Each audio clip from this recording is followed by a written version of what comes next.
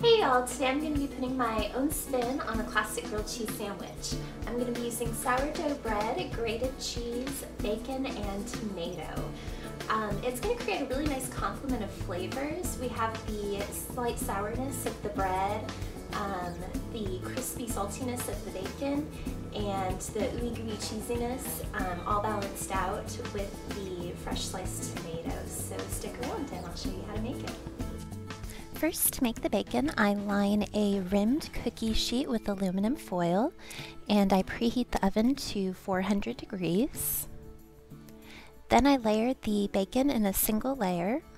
This method because there's no bacon grease splatter while you're cooking it, as well as there's no flipping, and you can always just toss the grease into the trash if you don't have a drippings can. And then we just leave that in the oven for about 17 minutes to get it nice and crispy. Once it's done, we're going to line a plate with a paper towel, and that's going to help absorb some of the grease. So then using our tongs, we're going to just place the bacon onto the sheet, and then we're going to set it aside while we prepare the rest of our ingredients. Next, slice your large tomato into slices that are about 1/2 centimeter thick.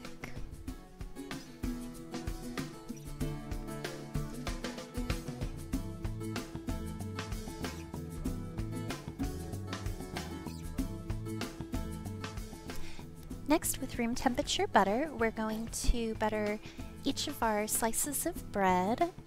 And you only really need a little bit of butter. This is a very rich sandwich, so a little bit will go a very long way.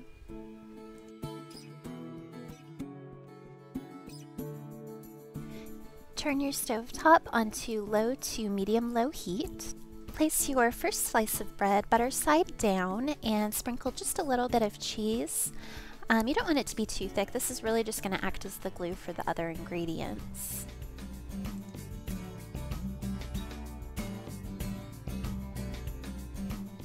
Now place your tomato slices on top of your cheese. Add a little bit more cheese to help the next layer stick. And then place your slices of bacon. This sandwich is actually for my honey, so he likes 3 slices. For my sandwiches, I like 2. And then go ahead and layer on the rest of the cheese. Here's where you can get a little bit thicker with the cheese if you want, because it'll really help kind of get into the nooks and crannies of all of the bacon and the tomato.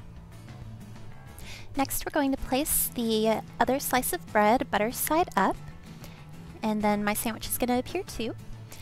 And once the bottom side has browned and the cheese has begun to melt, you can go ahead and flip your sandwich. I like to use 2 utensils because it helps keep everything together. Now we're just going to keep cooking on the second side until the second piece of bread is the same golden color as the first. And there you have it. I hope you enjoyed the sandwich. Thank you so much for watching.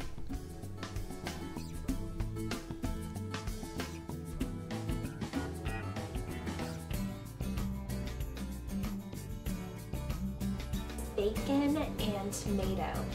So you have very sour.